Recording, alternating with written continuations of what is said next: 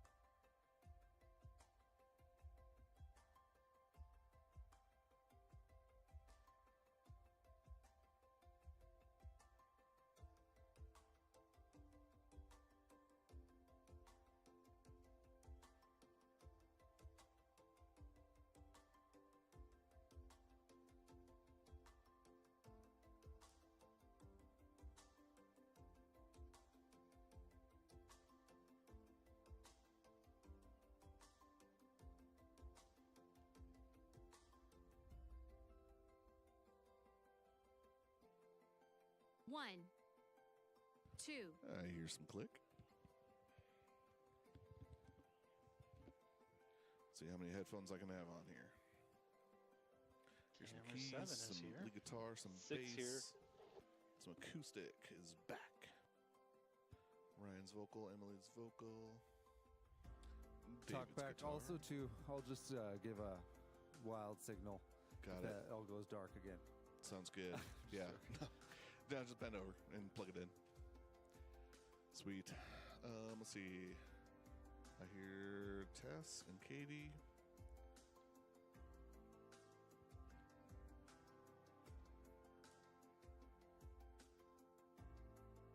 For the dedication, just off stage, like you would for like Sturman or come back from the Sturman. So anywhere past the keys or drums is good for that. And then Ryan, you can leave your mic stand.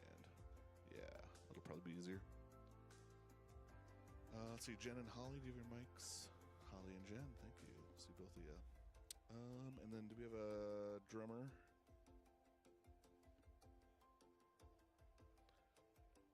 He's talking. Oh, here Okay. it comes. All right, we're about 1:45 out. Cameras, are you guys all good? Graphics, director, all that fun stuff?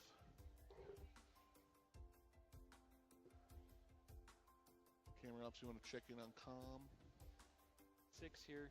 5 here. 5, 7's 4 here. here. 7, 4, 2.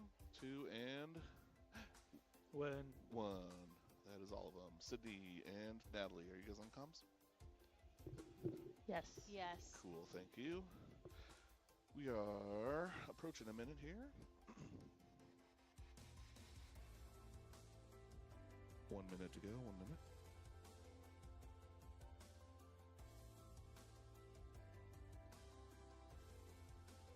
Alrighty.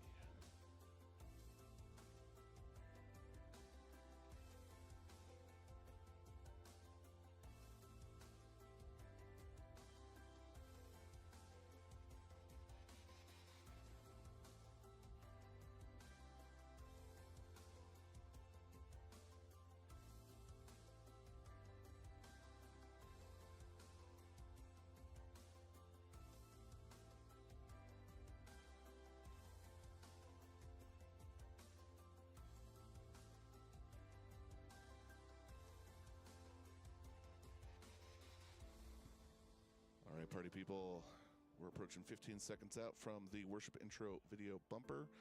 We're going to go to that here in 10, 9, 8, 7, 6, 5, 4, 3, 2, 1. Go video.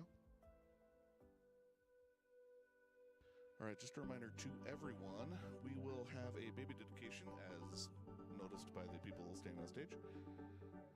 Bob is up there to do that with the family. It's just parents and baby, so camera 1 is probably going to be our go-to on all of that. Camera 1, that looks like good framing If we for can have that. a pad during the dedication from Abby, that'd be great.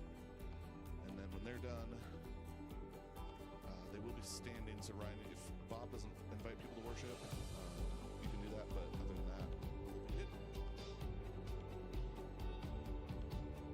All right, throw the dedication here in 10, 9, 8, 7, 6, 5, 4, 3, 2, 1. Go. Good Speaking. morning, Journey. So glad that you are here with us. One of the things that we are passionate about at our church here is that we believe that God has called us to pass the baton of faith to the next generation. And so one of the things we also love to do then is baby dedications, because this is the next generation. And this little pumpkin, this is Ryan, part of the next generation. And this is Alyssa and Seamus, proud parents. We've got a couple of questions for them, and then we've got a question for you, and then we're going to pray. Do you recognize Ryan as a gracious gift of God, and do you now dedicate Ryan to the Lord? If so, answer, we do. Awesome. Will you do whatever it takes to lead Ryan to become an all-in follower of Jesus? If so, answer, we will. Good job. Congregation, if you would stand, because we are in this with them. Will you, as a congregation, accept the responsibility of helping these parents fulfill their dedication vows? If so, answer, we will by the grace of God. Awesome, we're with them. If you feel comfortable, extend a hand, and we're going to pray over Ryan. God, we do acknowledge that this beautiful little girl is a gift from you. You know all of her days right now. Lord, we just pray that you would protect her. Lord, we pray that at an early age she would come to know you and follow you. And that because she knows you, Lord, she would have an influence for you and for the sake of your kingdom in this world. I want to pray for Alyssa and Seamus and their marriage, Lord. I pray for your protection over them. I pray that as Ryan grows up, that the way that they would love one another would speak to her about the kind of love, God, that you have for us. Jesus, we thank you. We thank you for this gift, Stand and by it's for in your worship. powerful and resurrected name that we pray. And all God's people said, Ready, camera 2. amen. Let's give them a hand.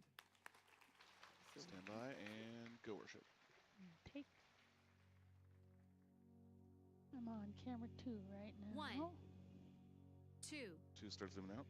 intro, Ready, 1, and 2, take. 3, 4. If you haven't already, go ahead and stand. We're going to worship our Lord and Savior. Ready, We're 6. so excited that you're here with us. Let's sing. And take. Verse 1. Ready, 7. Take. I'm coming with a heart of worship. I'm bringing in a brand new song.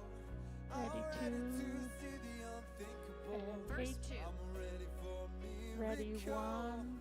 Hearts praying for fresh encounter. And take. So look into the living God. I'm ready for real revival. Chorus 1. Oh, Holy Drums in. Spirit, come. Ready, 7. And take. Holy Spirit, fall in this place. Ready, 5. And take. Ready, 6. And take. Ready, 3. And take. Ready, 1. And take. Breakdown. Ready, 2. And Verse take. 3. Drums in. Ready, 7. And take. God, we know you have so much more. We're looking to new horizons. Ready, 2. Verse 4. We're praying for your rain to pour. And take. Overflowing out to Ready, 6. overflowing out And to take. keep. Ready, 4. And take. Ready, 5. And take. Ready, 7. And take. Ready, 1. And take.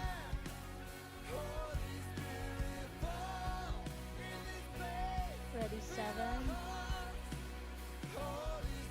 And take. Ready, 4. And take. Ready, 1. And take. Interlude. Breakdown. Ready, 2. And take. 6 and take. Bridge. Ready 7 Oh, and can take. you feel it? Heaven is reaching. Oh, can you hear it? Ready 2 Our God is speaking. and take. Oh, can you see Ready it? 6 He's got your healing. and take. Oh, just receive it. Ready Bridge. 5 Receive the and Drums take. in. freedom. Ready Can 1 you feel it? and take. Heaven is Ready 7 and take. Oh, can you hear it? Our Ready God 6 is speaking. and take. Oh, can you see it? Ready 4 and take. Ready 2 and take. Ready 5 and take. Ready 1 and take. Ready 4 and take. Ready 5, take. Ready 6 and take. Ready 7 and take. Ready 1 and take. Outro. Ready 2 and take. Ready 5 and take. Ready 7 and take. Outro. Ready 2 and take. Breakdown. Ready 1 and take. Ready 6 and take. Ending. Ready 2 and take. 1, Okay, 1. 2. Intro. 2, Ready. 3, 4. Ready 6 and take. That looks good. Ready 4 and take. Verse 1. Ready 1 and take. Treasures that fade. Ready Feels like your presence is so far away. ready 7 I hear you calling. and take. Come and be still. Ready 2 and Verse take. 2. Ready 4 and take. Satisfied. Lost in a world. Ready 4 and take. Worldly desire. I Ready hear 7 you whisper. and take. Come and be still. Chorus. Ready 2, 1 3, 4. and take. I know I can trust you, 'cause you've always been a friend. You are so faithful, and your goodness never Ready 6 and take. Ready 2 and take. Ready 4 Refrain. 2, and take. 4. Ready 5 and take. Ready 7 and take. Verse 3. Ready 2 and take. always with you in the valley of fear. When I stand in the fire, I know Ready you 1 are near. and take. I am surrendered, so help me be still.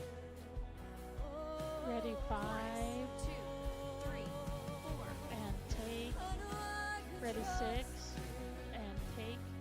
'cause you've Ready always 4 been a and friend. take. You are so Ready 1 faithful, and take.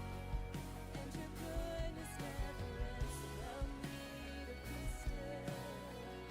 Ready 4 Know that you are and God. take. Be still. Ready 6 Refrain. and 2, take.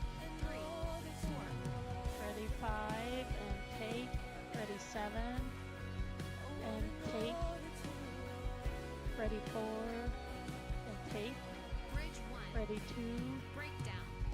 and take.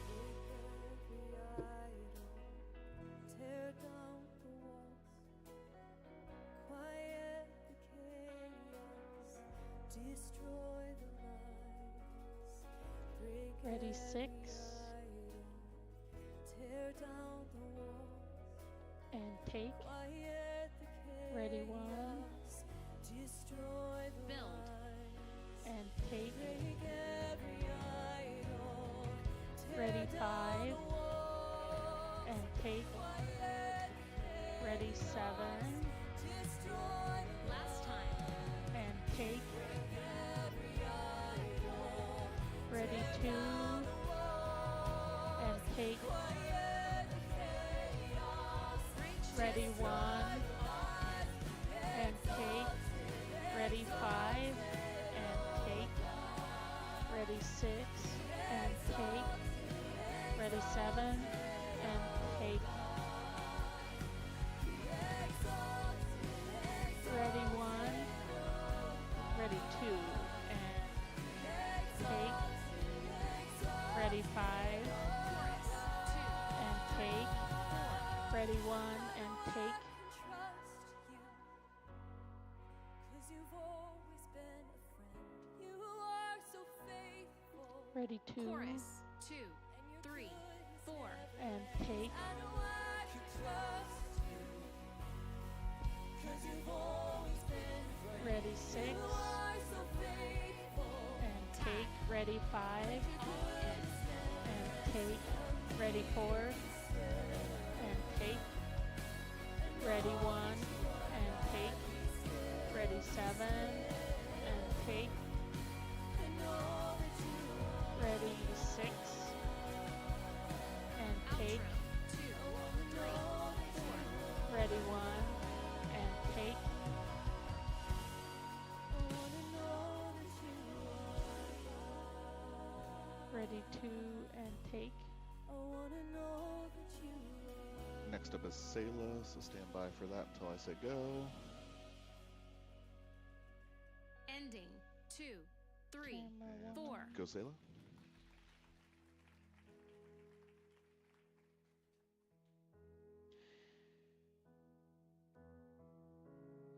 Oh, All right, coming back to go worship to at 10. 1. Maybe start wide. Okay, 2. Go back to worship here and now.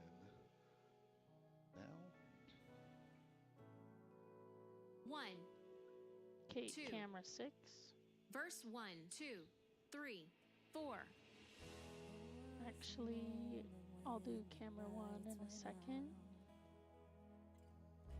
When death had claimed its Ready, 1 victory. and take.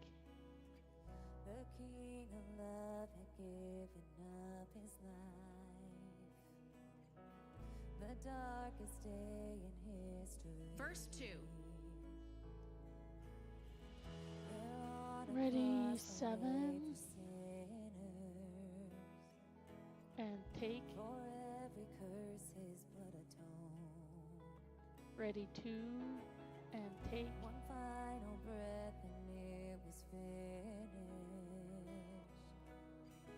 But not the end we could have known. Pre-chorus. Ready, 6 Softly. For and the earth take. began to shake. Ready, and the 5 veil take. was Ready, 2 what take. sacrifice was made. Ready, As 4 the heavens take. Ready, 1 Chorus. and Drums end. take. all hail King Ready, 5 and take. Ready, 6. Lord of Actually, ready, 7 and take. all hail Ready, 6 and take. Ready, 4 Turn around. and take. Ready, 1 and take. Ready, 6 and take. Ready, 7 Verse and 3. take. There was a moment when the sky lit up, Ready, 2 a flash of light breaking through. and take. When all was lost, he crossed eternity. ready 5, and take, ready 7, and take, ready 2, and take, ready 1, and take, ready 4, actually ready 5, and take, ready 4, and take, ready 2, and take, ready 7, and take, ready 5, and take, ready 6, and take, ready 4, and take, ready 7, and take, ready 1, and take, ready 3, and take, ready 4, and take, ready 5, take, ready 1, take, ready 7, and take,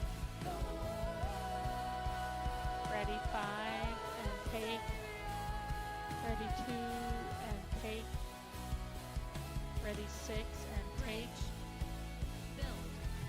ready 1, and take,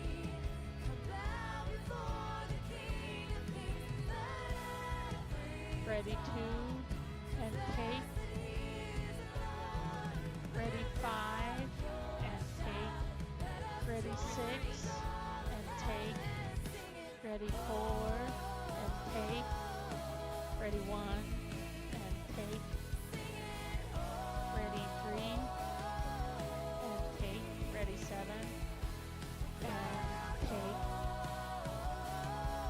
ready 5, and take, ready 6, and take, ready 1, and take, ready 2, Softly.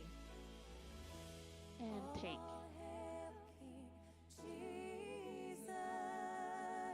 Ready 7,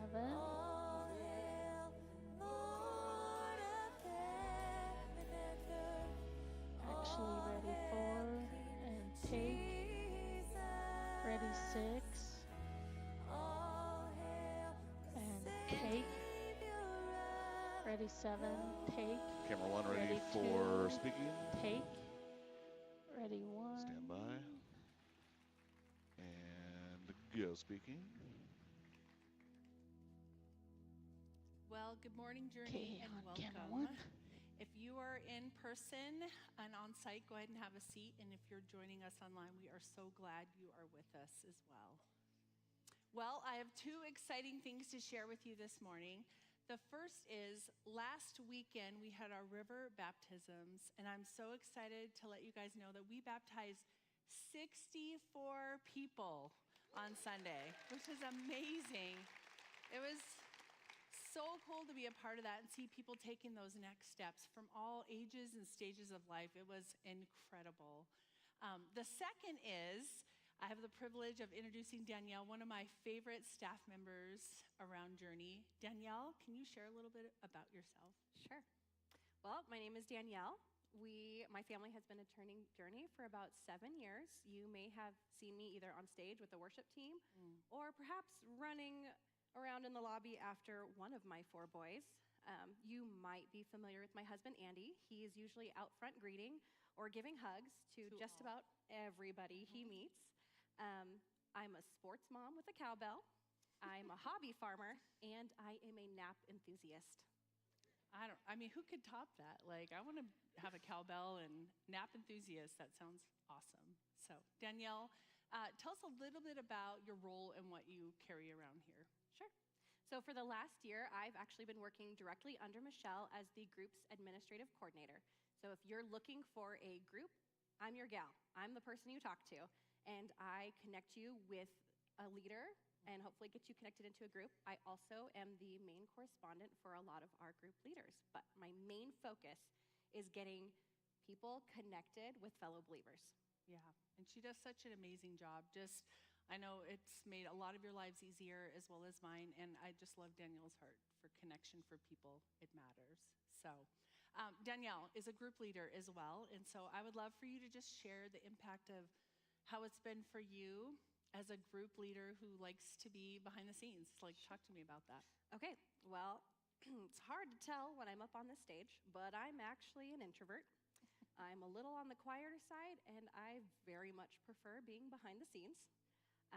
But about 3 years ago, God gave me a little push, and I joined a group. And those first couple of times meeting were a little harder. I spent a lot more time listening than really engaging in conversation. And eventually, I opened up, I became a little bit more vulnerable, and joined those conversations. And eventually, about a year ago, I ended up taking over as group leader when our group leader moved. Yes. So, good job. Yes. That willingness to be open and vulnerable, I think, is one of the reasons why I'm here. I had expressed to my group that I felt like God was doing something. I could feel it. There was a change on the horizon. And I went to my group and we just prayed about it. And eventually, not long after, we had that conversation about becoming the group coordinator. So these women in my group, they're my people. I lean on them. We pray over each other. We challenge each other. We lament motherhood together, but we celebrate. We celebrate together. God's just whatever he's doing in our lives, the big and small things, we celebrate. One of the really cool things that happened this last year was as we were going through John Mark Comer's Practicing the Way, specifically the prayer practice, we had been discussing prayer, the different things that God has done in our lives. And in that, one of our new group members came out and said, I've never prayed before. And she said, I just always, God has it lined out. I just assumed, like, what's the purpose of praying when he's already got it? But our conversation and her listening to us tell those different stories of how God has changed and listened to our prayers and answered them in the various ways inspired her to pray her own big, audacious prayer. At the time, her and her husband, he was needing some medication that he had been told he would not be approved for. And so we sat down as a group, we prayed together, we fasted together, and after 3 weeks, God moved on our behalf, and he received that medication that we had been praying for. I love that. Yep. Yes, someone's heard of. So with that, the point of all of this is that we need each other. We need community. We need fellowship. Iron sharpens iron, and one of the best ways to see that happen is by being in a small group. Yeah. Well said, Danielle. I think it's important to hear. I hear a lot of people like, I'm an introvert, I'm a behind-the-scenes person, and I just love how God really uses every single person and their yes and different stages, and just want to encourage you to be thinking about that and praying about that. Maybe some of you, your next step is to lead a group. We are still looking for and praying for more Journey community leaders for the fall. We want virtual groups. There's a lot of people that live outside of town and travel a lot. We're looking for people to lead every single kind of group that we have. So if you're interested at all and hearing these stories or something maybe you've been thinking about for a while, we would love to have a conversation with you. So you can go to that website. You can go to journeybozeman.church and fill that out, and I'll be in touch with you. Or you can just come chat with Danielle, and I will be out in the lobby after. And the last thing is, some of you, your next step might be, like you've heard, to join a community group. We truly believe that it is so essential and important for you to be connected with others. And so maybe your next step is to join a group. So we just want to put a bug in your ear that our next groups fair is happening on September 14th. We want to save the date, show up here on Sunday. We're going to have an opportunity for you to be connected in community. So next up, we are going to listen to the word and trust God as we give our resources and our time and our talents and our treasures. So will you pray with me? God, we thank you that you are good and you're faithful. God, every time I hear stories of who you are and the way that you move, videos. When we page with you and with others, God, is powerful, and I need to be reminded of those, and I think as a body we do as well. And so, God, thank you for people saying yes to show up and to be committed at Journey Church. God, for those who are asking you what your next step is, God, would you speak so clearly to them? God, thank you that you meet us as we worship together, and we just want to give you all the praise and honor in your name. Amen. Go video. Hey, Journey family, I've got a quick thought for you this morning, and I mean that. It will actually be quick. If you've been around our church for any amount of time, you've likely heard us talk about our growth path. These are opportunities that we create so that all of us can grow spiritually as individuals and as a church family. We gather together on Sundays to worship God. We give of our time by connecting together in groups. We give of our talents to serve each other here on Sundays and all week long. And we give of our treasure, our financial resources, to expand God's kingdom. Jesus told us, where our treasure is, there our heart will be also. We believe that wholeheartedly. Giving to the kingdom of God through your church is an important expression of our generosity. But God does not want us to experience guilt and shame around it. He wants us to be motivated by gratitude. When we sit back and we see all that God has done and has given to us, out of gratitude, we would think to ourselves, how can I leverage that into the lives of other people? How can I be blessed and be a blessing? I can leverage my resources to see things happen in this world, to actually see lives changed the same way that my life was changed. If Journey is your church family, then I invite you to join us in what God is doing to change lives here in the valley and around the world. Just a reminder, one more video after this one more video, and then the sermon.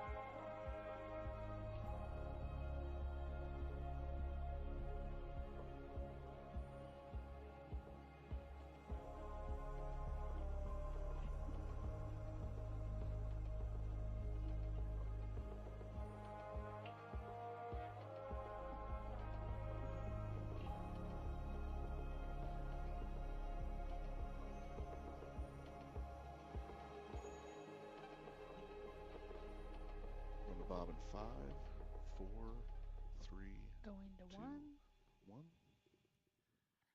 I follow an account on Instagram that is dedicated to celebrity pastors and the clothes and the shoes that they wear. I'm just admitting it right here. This is what they do on this account. They will show a picture of a pastor in the clothes and the things that he's wearing, and then they'll split the screen and they'll show a picture of where you can buy those clothes and how much they cost. I will tell you that sometimes the numbers are just like mind-blowing to me. I'm thinking these guys live in a different world than I do. I know that they are not digging through piles of clothes Sounds at good. Costco looking for a large. I know that they're not doing that. But it's interesting, you kind of sit back sometimes and you look at that and you just think, what if that was my life? What if I was famous like they were? What if I had the kind of money and resources that they had? What if I had the shoes that they have? And even though that sounds really silly, like this little kernel of envy can start to be planted in our heart and we start to think about that. It is so easy to be envious.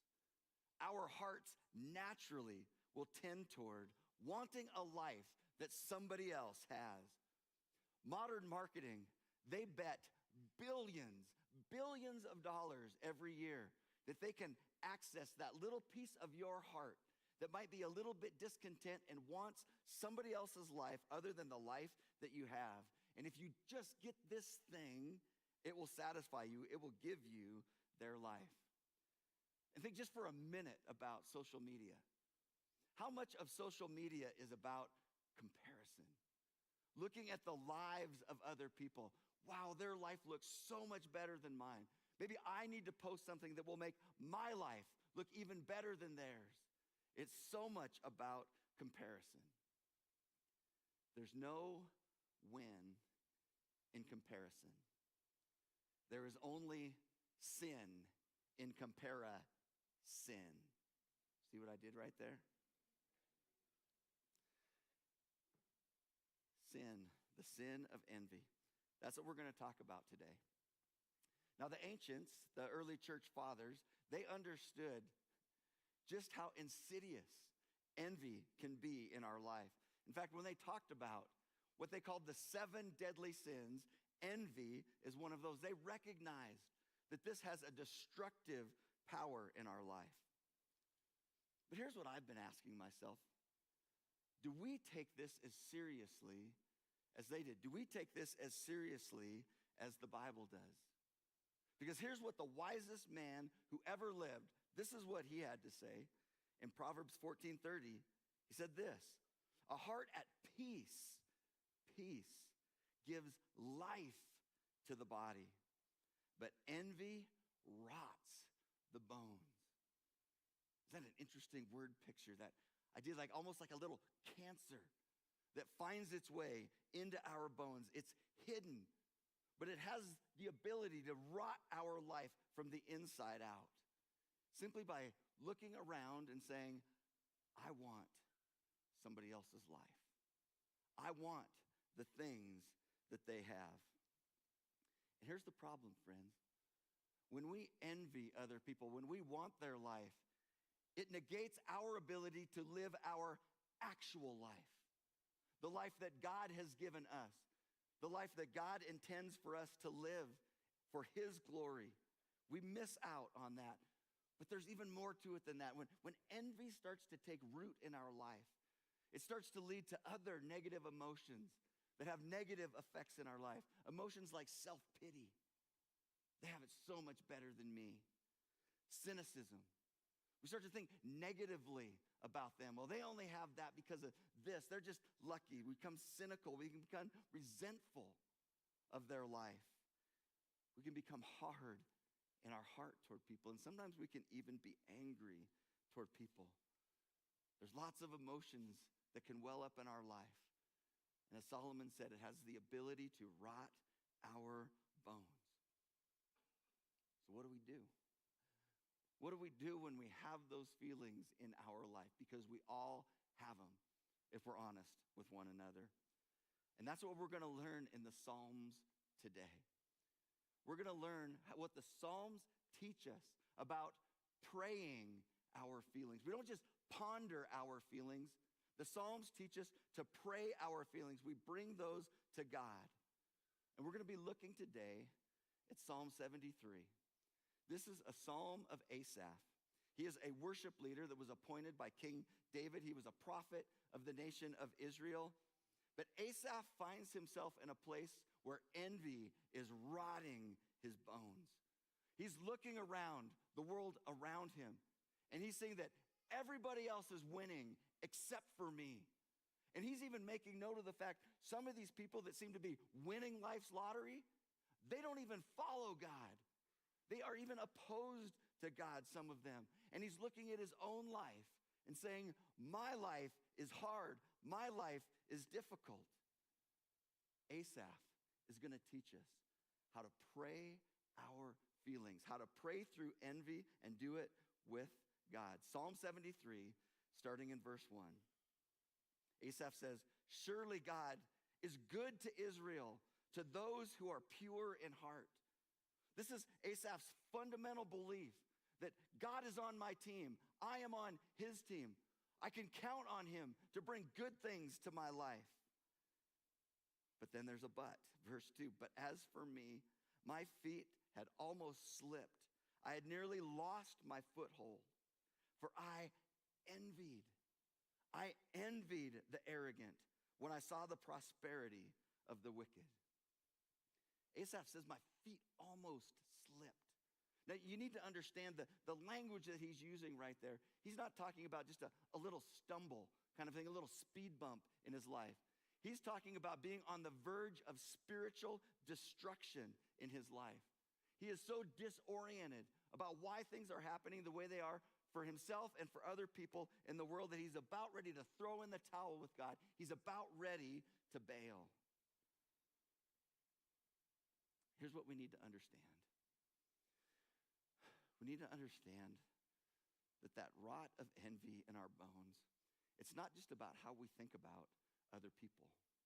It's not just issues that we have with the lives of other people.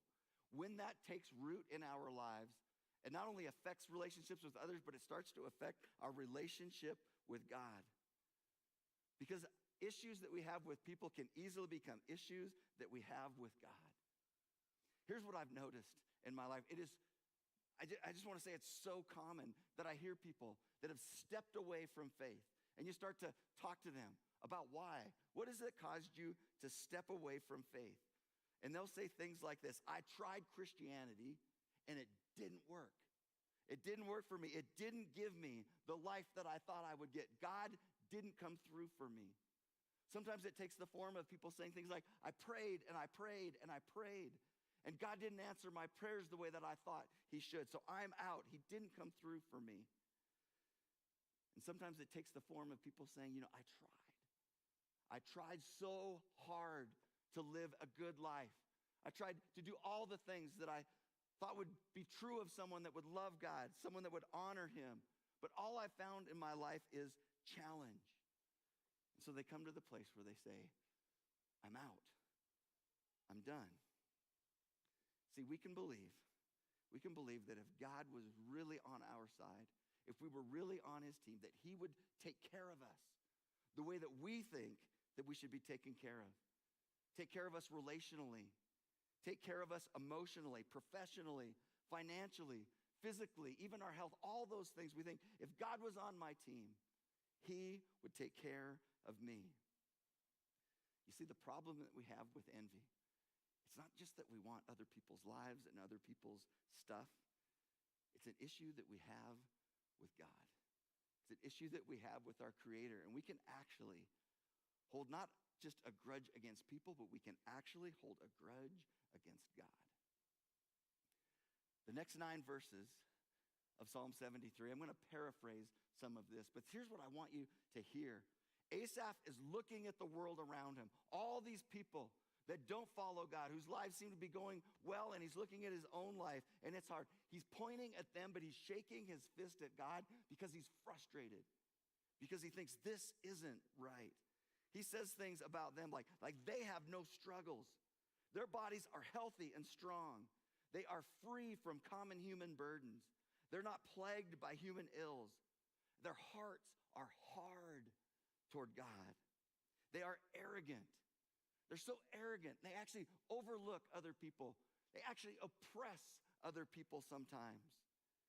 He says that they come to this place where they act like they don't need God. And why do they need God? Because they've got everything in this life. Asaph gets so frustrated, and lastly he says, they're always free of care, and they go on amassing wealth. And here's why he's shaking his fist at God. Because he believes, God, this is happening, and you are sitting there letting it happen.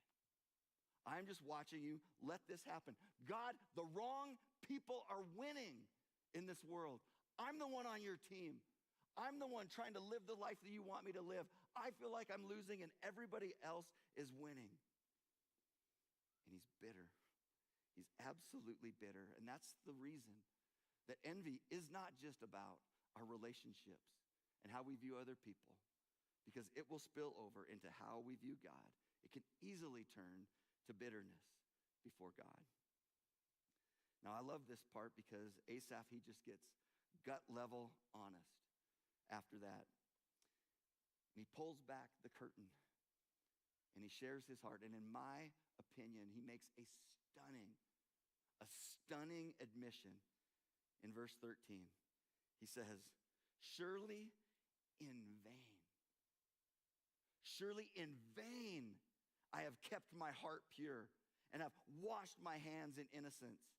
All day long I have been afflicted, and every morning brings new punishments. It's his way of saying, God, I've done everything I know to do to follow you. I've done everything that I know to live a good life. And you know what? It was in vain. It was a waste of my stinking time. There was no result. There was no result in life that I was looking for. God, you failed me. Because not only are they winning, but my life actually seems harder and less enjoyable than theirs. I said it was a stunning admission. But what is he admitting? What is he actually saying? I want us to peel back and think about the admission that he just made. What is it that he's admitting? What he is admitting, that he is not loving God for who God is. He wants to use God. He doesn't want to love God. He just wants to use God for things that he can use for himself. That's what he's doing. He doesn't follow God and do good for the sake of God. He does it for his own sake because he thinks that's going to help him win in life. And when he didn't get the return that he wanted, he said, God, you owe me. You didn't come through. I'm out. I'm out. That's where Asaph lands. I just think as you're coming before God, pretty courageous and gutsy thing to say before God, following you, a waste of my time. But here's what I've been wrestling with this week. Do I have the guts? Do I have the courage? Do you have the guts? Do you have the courage to be honest about where your heart is as it relates to your disappointments in life? When you don't get the life that you want or the life that you think that you deserve, do you in some way shake your fist at God and blame him? When you look around and you see everybody else winning except for you, do you shake your fist and blame God? When you walk through the difficult things that you're walking through, and friends, we're all walking through difficult things in this life, do you blame God and shake your fist at him? Here's the thing that Asaph understood, is if you're going to try to deal a death blow to envy, if you're going to try to break the power of envy in your own life, you've got to come to the place where you are willing to take a long, hard look in the mirror. It's not just about looking at other people. You've got to look at your own heart, or you will never have an opportunity to break through that rot in your bones that envy can create, and it's the only thing that will lead you toward healing. I love that Asaph was bold and courageous just to be honest with God about where his heart was. But I also love the next thing that he says is very humble, because he says, God, I'm wrong. I'm wrong in the things that I'm saying. Here's what he says as we continue. Verse 15, if I had spoken out like that, I would have betrayed your children. Meaning as a leader of the nation of Israel, if I had talked about you in this way publicly, I would have led people astray. Because God, I know in my heart that that's not true. But he says, but when I tried to understand this, it troubled me deeply. He knows that he's wrong, but he's also disoriented because it doesn't seem like things are going the way that it should. He's wrong, and he's disoriented. And then we get to the place in the psalm where there's the turning point. Most commentators and theologians would call this the pivot in this psalm. And it's verse 17. Asaph has brought us to this point, telling us where he's at. But then it says until. Verse 17, till I entered the sanctuary of God. When Asaph is saying, I entered the sanctuary, he's talking about, I came in prayer before God himself. I came into his presence. And here's where we see the change, even in the language that Asaph uses. Up until this point, when he's talking about God, he's speaking in the third person. He just calls him God, as if he's some kind of a distant, abstract, theological idea. But for the rest of the psalm, he uses second person. It's you. It's you. He is coming face to face with the heart of the living God. And in that presence, God allows Asaph to zoom out and to see his life in the whole, to see his life in light of all of eternity. You see, up until this point, Asaph is, the way I kind of picture it is that he's like looking at his life and the life of other people through a straw. He just sees this tiny little bit of his circumstances and their circumstances. But God takes the straw away and he causes Asaph to step back and to look at his life and the life of those that he is envious of in light of all of eternity. And here's what God reveals to him about the eternity and the destiny of those that he's jealous of. As he continues, he says, "Then I understood their final destiny. Surely you place them on slippery ground. You cast them down to ruin. How suddenly are they destroyed, completely swept away by terrors.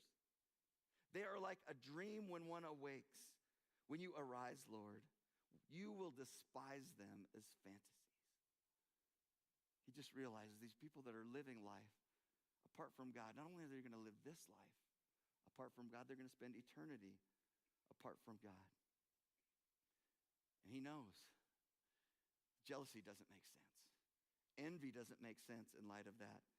And here he goes again. He explains that he's wrong. Verse 21, "When my heart was grieved and my spirit embittered, I was senseless and ignorant. I was a brute beast before you." Isn't that a stunning admission as well? And in light of everything that you've just shown me, I know that I'm wrong. Everything that I am jealous of in their life is going to pass away. This is what Asaph grabbed a hold of finally. He realized life is short. Isn't it? Don't we agree? The older I get, the more true this becomes. And I'm always saying this to younger people, like, life goes by so fast. Some they just kind of roll their eyes like, yeah. But when you get old, you know that it's true and it goes faster and faster. Life is short. But God also wants us to understand that eternity is long, really long.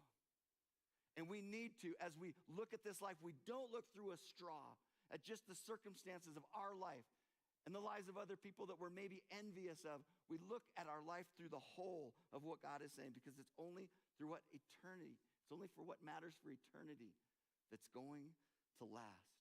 Everything that we're chasing in this life, that we're jealous of, even if we get it, we're not going to be able to hold on to it forever. It is all going to pass away in light of eternity. What matters in this life? Several years ago, I'm guessing it was probably about 20 years ago, I was backpacking with a couple of good friends of mine. Both of these guys were just incredibly successful businessmen. And so as we got in the truck and we were heading to the trailhead, they were having a conversation in the front seat and I was sitting in the back seat. And they were talking about just some things that they were engaging in and investments and things that they were kind of navigating in and around their businesses and risk-taking. But they were incredibly successful in what they were doing. Got an apparent call. And I think it was just fitting that I was sitting in the back seat of the car. But as I sat and listened to him, I started to feel like I'm sitting in the back seat of life right now. Because I was listening to them and I was looking at my own life, trying to figure out how to raise a family and live in ministry. And I mean, literally, we're just trying to, how do we pay the bills? How do we eat and sleep indoors? Those were the things that were on my heart, not thinking about investments. And as I sat there, I just started to stew on that. And there was something in me. I don't think I would have articulated it this way, but I sat there thinking, I want their life.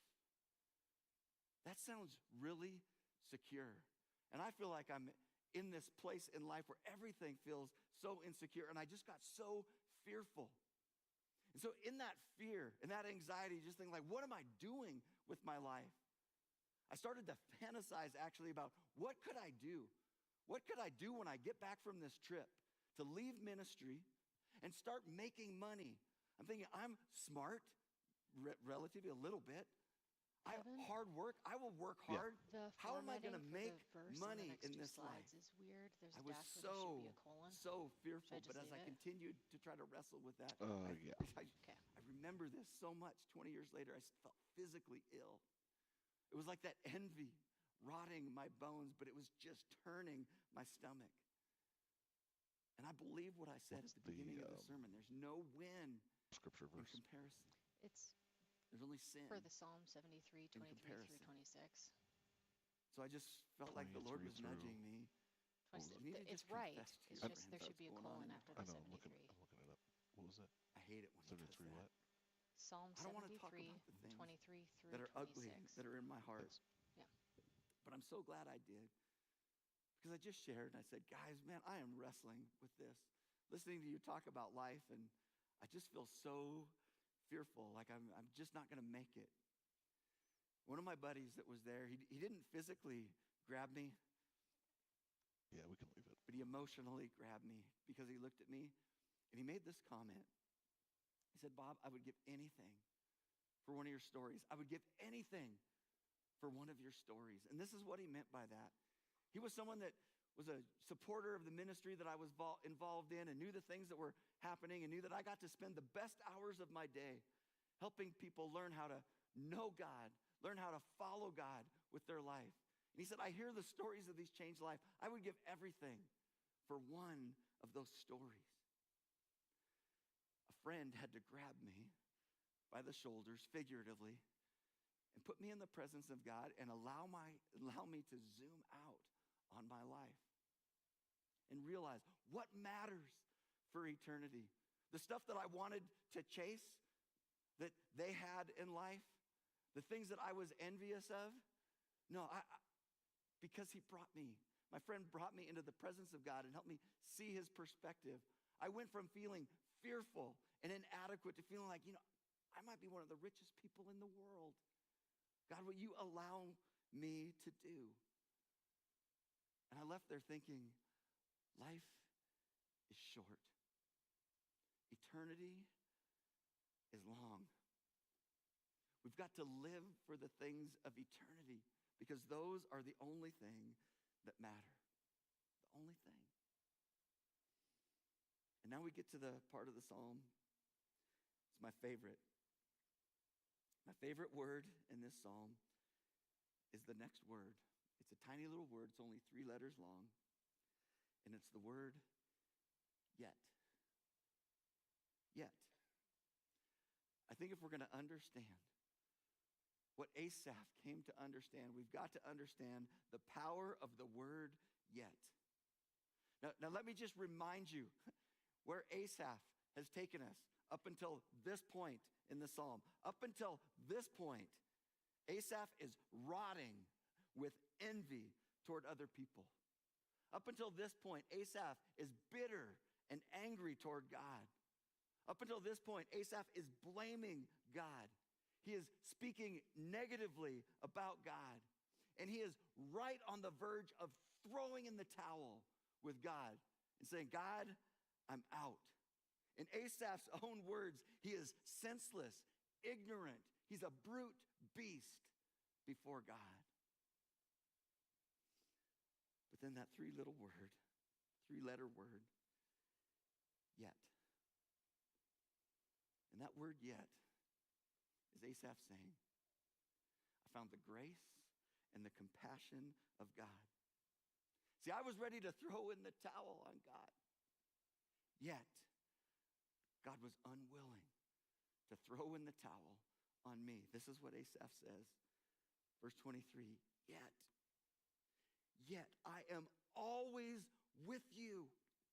You hold me by my right hand. You guide me with your counsel. And afterward, you will take me into glory. See, he's seeing his eternity as well. And the beauty of that.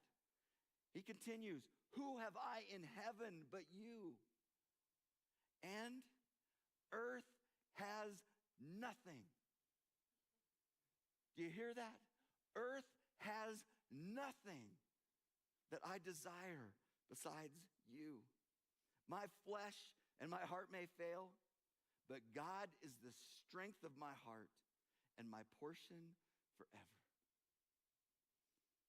He's not letting envy rot in his bones. He's letting the grace of God empty into the deepest places of who he is. I can't get over that imagery. Yet, I am always with you. You hold me by my right hand. Friends, that word yet, that when we come to God with our disappointments in this life, when we come to him with our dissatisfactions in our life, we may think that we want to throw the towel in with him, but he will not. He cannot throw the towel in on you yet. I am always with you. You hold me by my right hand. That's the power that allows us to pray our feelings and to pray our envy with God, to God, and to get his perspective to us. I love how the writer of Hebrews says it. He shines light on this whole idea of what it means to pray our feelings. Verse 16, he says, let us then approach God's throne of grace. What's his throne like? It is a throne of grace. That word yet that says grace. Let us approach God's throne of grace with confidence. Why? Because we know he cannot, he will not let us go, so that we may receive mercy and find grace to help us in our time of need. Asaph learned the power of the word yet. That God would always be with him, would always hold him by his right hand. I want to do something to try to help us break the power of envy in our lives. I want us to do something really practical. Asaph has helped us understand, in my estimation, that envy is dangerous. It's dangerous in how it affects our attitude toward God, but it also is dangerous in how it affects our attitude toward people. Can I just say this? And I think you would agree. It is extremely difficult, if not impossible, to love and to serve and to bless people around us that we're envious of. It's difficult, if not impossible, to love people well when we have resentment toward them. Envy creates distance with people. It creates relational distance. It creates emotional distance, sometimes even physical distance. I just don't want to be around them. We can't love people well. So I want to give you a practical habit that I believe can help us break the power of envy in our hearts so that it doesn't rot our bones. And that habit is the habit of celebration. I'm talking about celebrating people that we tend to be envious of. If you want to break the power of envy, if you want to guard your heart from the power of envy, you've got to learn to celebrate the lives of those that you envy. And I want to ratchet it up a little bit. Don't just celebrate them in your own heart. Celebrate them out loud, verbally, maybe even publicly. Express your congratulations to them over their accomplishments that maybe make you feel less than. Learn to celebrate their wins in life. And here's what I've learned this week. Don't wait until you feel like it to do it. Because if you wait until you feel like it, you will likely never do it. I was just sharing with my wife yesterday what God was churning up in my own heart around this, and I said, this is the person that I need to celebrate, but I haven't done it yet because I don't feel like it. And that's where I just thought, if I wait, I will never do it. So I told her, and I said, you hold me accountable. I'm going to celebrate that person and their accomplishments in life. I'm going to do it. There's something powerful and liberating about celebrating the success of people that we tend to be envious of. So my question for you is this. Who is it? Who is it in your life? Who is it that even as I'm talking about this, you think, man, I would be so hesitant to want to celebrate that person and their life and their wins? Who from you deserves a pat on the back? Maybe a letter, maybe a phone call, maybe it's just a text, maybe it's a hug, maybe it's a congratulatory comment that you make on a post of theirs on Instagram, Facebook, social media, something like that. Who do you need to celebrate? Whose achievements? Whose achievements, when you think about them, tend to raise up insecurities in you? That's your person. That's who you need to learn to celebrate. We've got to learn to celebrate people if we're going to break the power of envy in our life. As we end, I wanted to Heads up the video. I want to share a story of a friend. Actually, I'm going to let him share his story by way of video. This is a friend of mine that he's a hero to me in so many ways. His life has been so difficult. At one point in his life, he was a successful physical therapist, a pediatric physical therapist, but like thing after thing after thing in life took so much of his life away. But when I hear and I engage with my friend Shad, he is the picture of joy and what God has done in his life to bring joy even in the midst of challenging things in his life. Let's listen to Shad's story. Go video.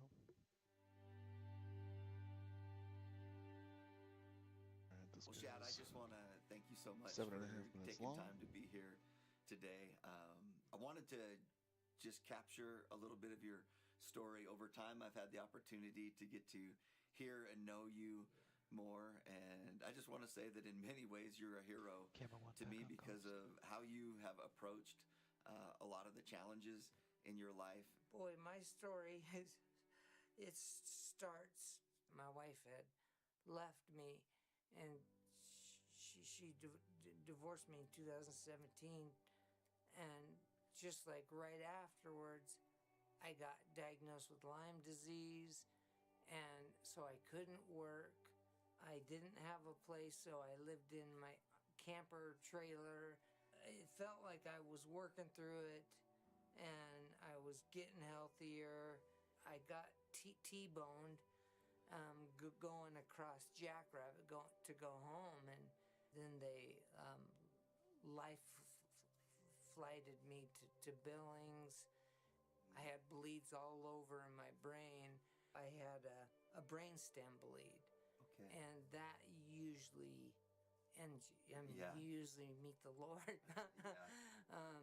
So the Lord was watching over me, and I mean, I was in a coma for like about 2 weeks, Billings Hospital for 3 months. The pandemic, only one person could come in at a time. And, That's right.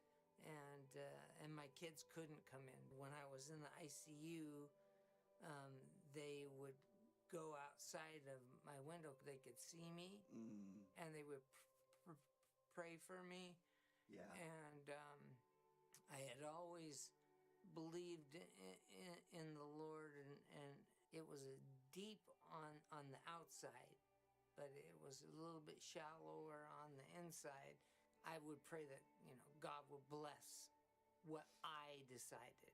As you've walked through these challenges, has that ever caused you to question God's goodness or faithfulness? Because I know for a lot of us, when we go through challenges, it raises lots of questions, or we think that God owes us something. Yeah. How have you processed that in your life? I had questions like, why did God let and that I don't think I can. I can't handle this, God. It's, God, what are you going to do now, though, now that my life is crumbled? And I didn't understand. Yeah. I never felt like abandoned by God, but I was like distant, like, okay, Shad, you're over there, now you're in a timeout, So it made me have to look at God differently, and really, who is God? Sure. And that just because you're a Christian doesn't mean things are going to go the way you want them to. Right. And that was, I think, my hope and impression before, and just to realize that, no, sometimes God just wants us to rest in Him and not try so hard. I made all these hopes and dreams after I got out of rehab that I was just going to keep getting better, but He's blessed in other ways. So Tell me more about that, Chad. How have you seen God bless your life, even in the midst of having walked through some deep, deep challenges? I would have never known God the way I do. And there's like so much more to know. And as I learn more, God actually blows my mind even more. And some things I can't comprehend, and I'm not supposed to comprehend. And there's so many times that we want to put it into human terms, but God's outside of the world. He's God. I mean, Yes. Like having a disability, it's opened up doors. People are maybe more just receptive to me. What would you want to say to someone that has questions about God in the midst of their suffering? That's something we all go through. So you're not alone, one, but you're not alone anyways, even if you thought you were, because God's there. God's right there. He's watching you. He wants you just to embrace Him, and God is not going to just like magic snap things and like that's like me. He didn't snap it, and now I'm back, and I'm right. I mean, I still have struggles. I feel anxiety all the time. I'm learning. I have love and joy because I know where I'm going, and I know I have an assurance, I guess, that God is going to watch me. He's going to take me through, and He's going to right the wrongs, and in a way, in the end, He wins. Yeah. You know, and I love to be on a winning team. Me too. I love that. Yeah.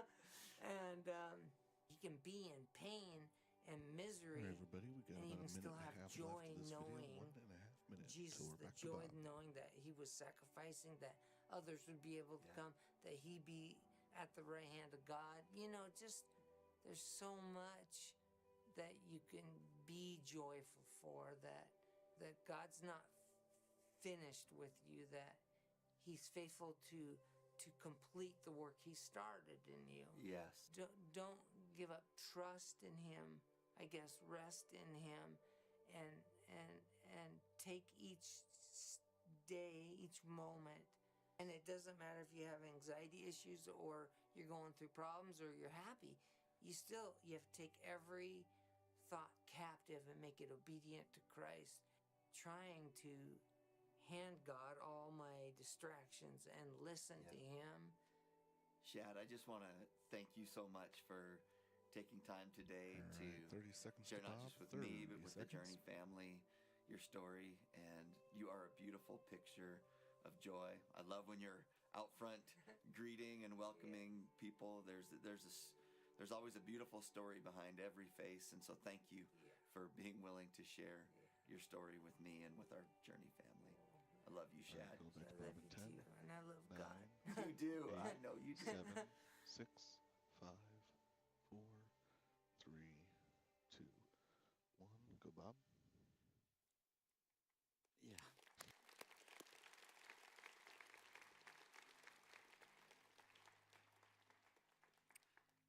I want to be like Shad when I grow up.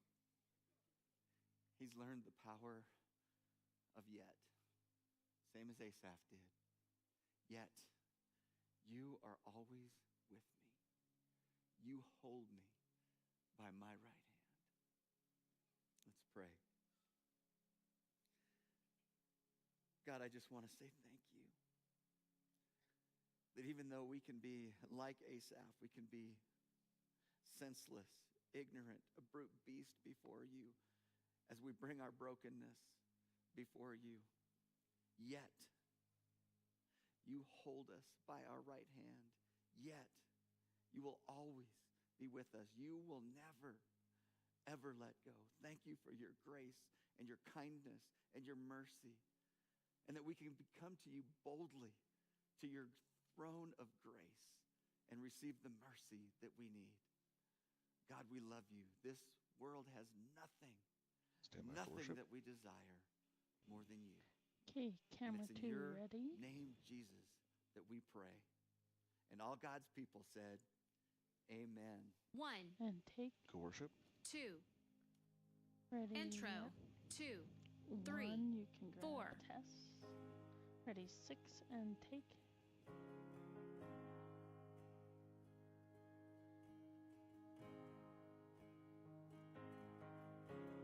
Verse 1. Ready, 1, take. I love you, Lord. Oh, your mercy never fails me. All my days I've been held in your hand. From the moment that I wake up Ready, 3, till I lay and my take. head, I will sing of Ready, the 6, goodness and of God. Chorus. Ready, 7, Drums and end. take. All my life you have been faithful. All my life Ready, you 2, have been and so, take. so good. With every breath that I am Ready, 6, able, and take. I will sing Ready, 5, of the goodness ready, 1, of and God. Verse take. 2. I love your voice. You have led me through the fire in darkest nights. You are Ready, 2, close like no and take. other. I've Ready, known you 5, as a father.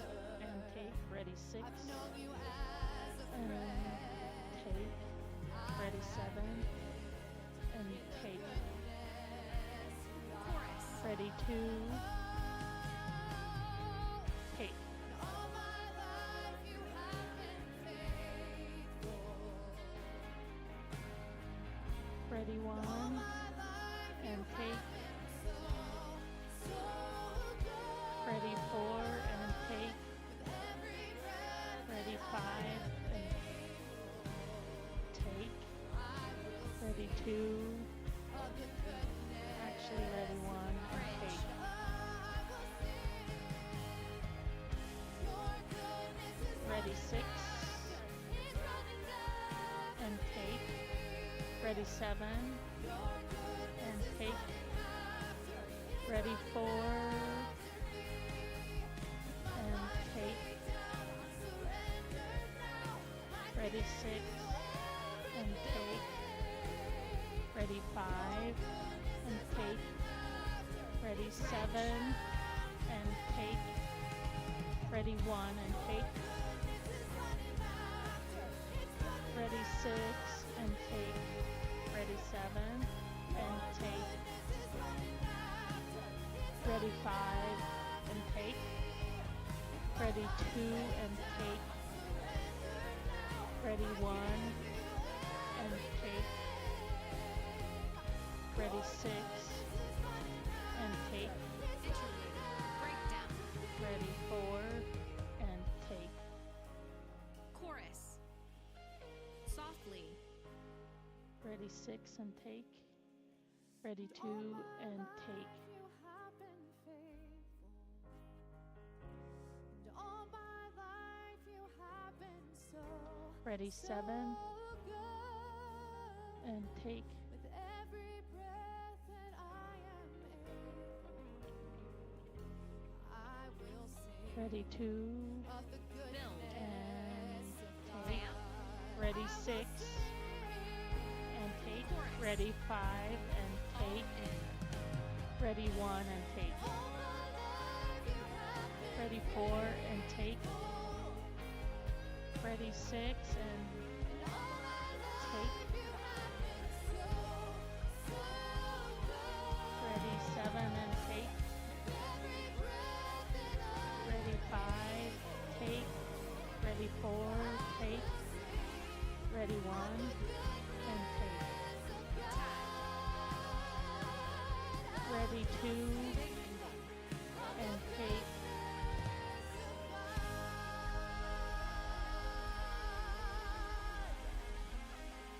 All right, ready for Tessa's close and start Thank speaking. you for worshiping with us this morning, Journey Church. If you need No, prayer, good, there are guys. tables Nice at either end of the shots. stage. Thanks. Members of our That prayer was team good. would love to pray with you. Please don't feel like you have to rush out, visit with people, meet someone new. I Stand love by you. for song credits. Go song credits. All right, good job, everybody. Let's go ahead and go CG3 to all. And we're out. Ooh, I didn't start the slide. Sorry about that. Start slide. There we go. Camera 1 going off comms. All right. Thanks, everybody. If you want to hang out and work on stage design stuff, we'll be taking orders for probably Jersey Mike's, potentially. And we'll get some sandwiches coming, and then we'll start tearing down the mountains with our mustard seeds.